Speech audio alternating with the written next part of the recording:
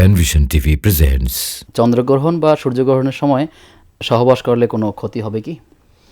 চন্দ্রগ্রহণ সূর্যগ্রহণ এটা পৃথিবীর জন্য একটা মানে আল্লাহর বড় ধরনের আলামতের যে আল্লাহ রাব্বুল আলামিন এখানে গ্রহণ দিয়েছেন, এর মাধ্যমে কিছু আমলের কথা আসছে, আমল করতে হবে, কিন্তু কোনো নিষেধাজ্ঞার কথা আসে না যেগুলো করা যাবে না, এগুলো করা যাবে না। হ্যাঁ, সায়েন্টিফিক ওয়েতে যদি কোনো নিষেধাজ্ঞা প্রমাণিত হয়, যেটা সায়েন্স টেকনোলজি যদি বলে যে এই টাইমে এই কাজ করলে এই ক্ষতি হতে পারে, এর পিছনে যদি সায়েন্টিফিক কোনো যুক্তি থাকে তাহলে সেটা আমরা অ্যাভয়েড করব। আর যদি যুক্তি না থাকে, শরীয়ত এই ক্ষেত্রে কোনো হ্যাঁ না কোনো কাজের কথা নিষেধ করেনি, শুধু বলেছে যে চন্দ্রগ্রহণ সূর্যগ্রহণ এটা চন্দ্র সূর্য আল্লাহর দুইটি বড় ধরনের আলামত।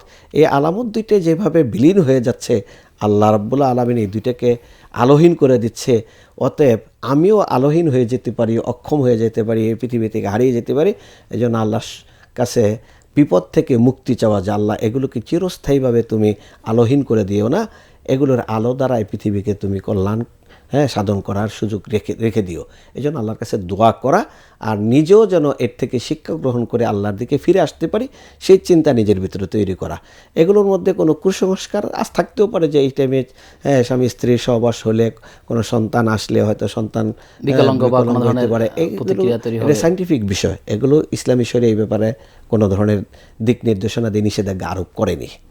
আবার ঠিক অনুরূপ ধারণা এমনও রাখেন, অনেক জায়গায় দেখা যায় যে গর্ভে যখন সন্তান থাকে তখন ওই মা কোনো কিছু কাটাকাটি করেন না, কোনো পশু কি বলে মুরগি বা অন্য কিছু জবাই করেন না, দিকে তাকান না, তাকাইলে ওটা গর্ভপাত হয়ে যেতে পারে, এরকম কিছু এগুলো এটা আমি বললাম যে এগুলো সায়েন্টিফিক বিষয়। যদি এগুলো সায়েন্টিফিক বিষয়তে প্রমাণিত হয় যে না এগুলো করলে এরকম হবে, তাহলে সেটা আমরা গ্রহণ করতে পারি, কিন্তু শরিয়া এখানে কোনো ধরনের বাধা বা বিধান আরোপ করেনি, অথবা কোনো ধরনের ইন্ডিকেশন করেনি যেটা করা ক্ষতি হবে, এটা না করলে না করাই উচিত, এরকম শরিয়ার পক্ষ থেকে আসেনি। এর ম্যাক্সিমামই আমার দৃষ্টিতে কুসংস্কার নির্ভরশীল।